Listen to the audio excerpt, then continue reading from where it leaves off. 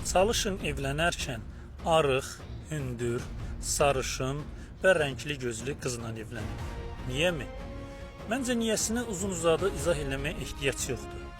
Arıqdırsa da deməli köklük kompleksi yoxdur.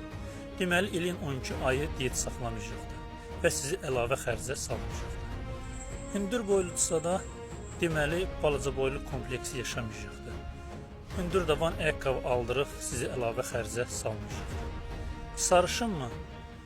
Ümumiyyətcə sarışınlardan adətən əksəriyyətin xoşu gəlir və sarı rəngə baxmaq insanı xoşbəxt eləyir.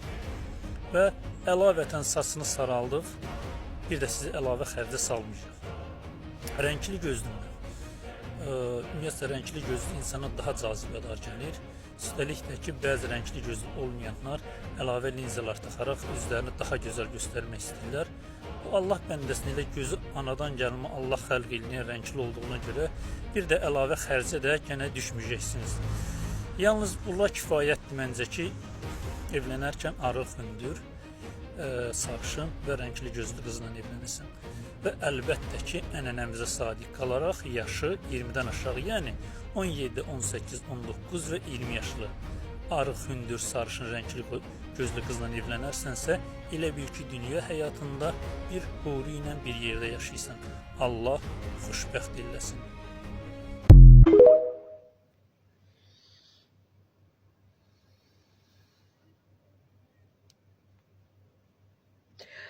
Bu kişi, bu oğlan, bu vətəndaş, bu yoldaş hardan gəlib, hardan çıxıb bilmirəm.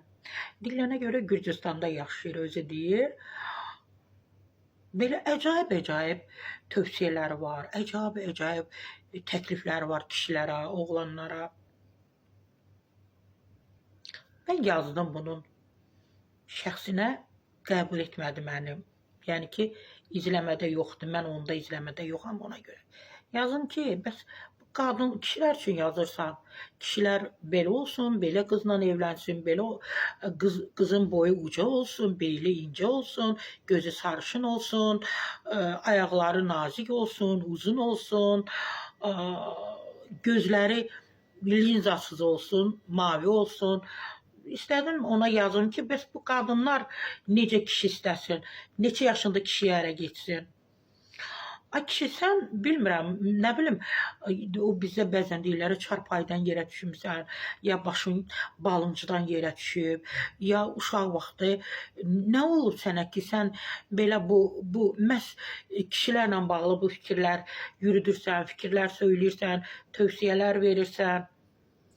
Dünyanın bu çətin vaxtında, dünyanın o oğlanların çox olan bir vaxtında, qızların az olan bir vaxtında artıq o balans pozulub da, bilirsiniz də, qızlar azalıb, oğlanlar daha çoxdur. O balans pozulduğuna görə oğlanlar artıq 35-dən, 40-dan yaşı keçib normal, yəni qız yoxdur da, axtarır analar, yoxdur. İndi bu da deyir ki, boyu uca olsun, saçı uzun olsun, sarışın olsun, gözü göy olsun, nə bilim, bəs parfümü, nə parfüm olsun.